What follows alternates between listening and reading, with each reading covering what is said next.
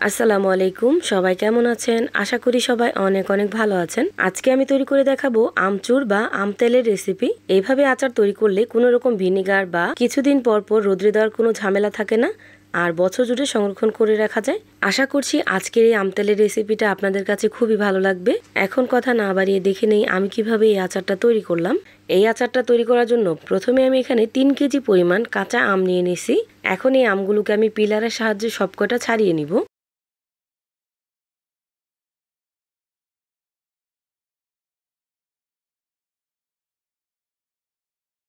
সবকটা আম আমি পিলারের সাহায্যে ছাড়িয়ে নিছি। এখন এই আমগুলোকে খুব ভালোভাবে আমি ধুয়ে নেব।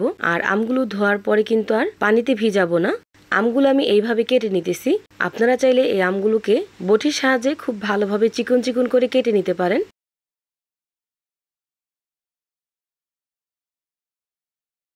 3 কেজি আমের থেকে এখানে কিন্তু 1.5 কেজি পরিমাণ আম হবে, যতটুকু এখানে কুচি হয়েছে। আর এই 1.5 কেজি আমের জন্য 1/2 কেজি পরিমাণ দিয়ে দিব আমি পেঁয়াজ। আর পেঁয়াজটাকেও আমি একইভাবে এইভাবে কুচি করে দিয়ে দিব। দেখতেই পাচ্ছেন পেঁয়াজটাও কিন্তু খুব ভালোভাবে কুচি হয়ে গেছে। এখন এই পেঁয়াজ আর আমটাকে খুব ভালোভাবে মিশিয়ে নিব।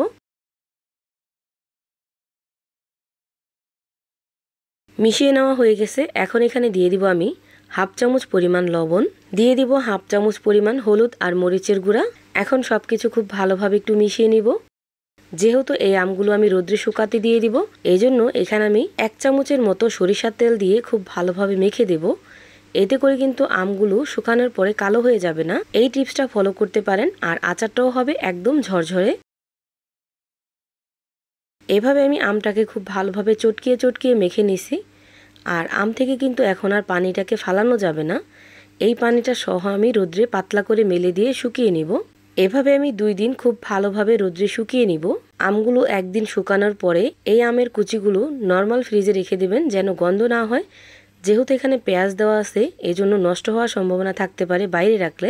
আর পরের দিন সকালে বের করে আবার রোদ্রে দিয়ে দিবেন। এতে করে কিন্তু আচারটা নষ্ট হবে না বা গন্ধ হবে না। আম আর পেঁয়াজটাকে আমি 2 দিন পর্যন্ত খুব ভালোভাবে শুকিয়ে নিছি। দেখতেই পাচ্ছেন আমগুলো কীরকমভাবে আমি শুকিয়ে নিছি। একেবারে বেশি কিন্তু রোদ দিয়ে শুকাই নাই। বেশি শুকিয়ে ফেললে পরে কিন্তু আচারটা খেতে ভালো লাগে না। আমি একটু হালকা নরম রাখছি। এখন আমি আচারটা বানাতে চলে যাব।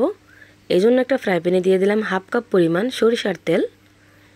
দিয়ে দিলাম 3 থেকে 4টা শুকনো মরিচ। শুকনো মরিচটাকে আমি কিছুক্ষণ ভেজে নেব। আর এই আচারটা তৈরি করার সময় চুলার হিটটা কিন্তু মিডিয়াম টু লো হিটে রাখবেন। এখন আমি আমের মিশ্রণটা এখানে দিয়ে দিব। আর দিয়ে অনবরত নেড়েচেড়ে খুব ভালোভাবে ভেজে নেব 1 থেকে 1.5 মিনিট পর্যন্ত। অন্যান্য আচারের চাইতে এই আচারের টেস্টটা কিন্তু খুবই ভালো আসে। বাসায় অবশ্যই একদিন ট্রাই করে দেখবেন।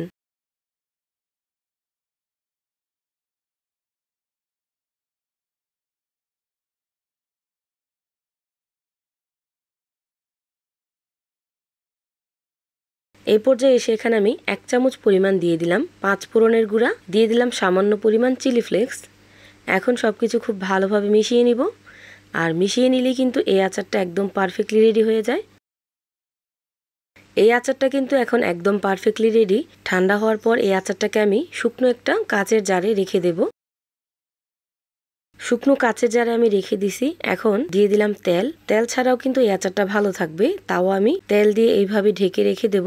আর এভাবে কিন্তু বছর জুড়ে সংরক্ষণ করে রেখে দিতে পারবেন। রোদ্রে দেওয়ারও কোনো ঝামেলা নেই। তৈরি হয়ে গেল আম তেল বা আমচুর রেসিপি। ভিডিওটা আপনাদের কাছে কেমন লাগছে অবশ্যই কমেন্ট করে জানাবেন। সবাই ভালো থাকবেন, সুস্থ থাকবেন। আল্লাহ হাফেজ।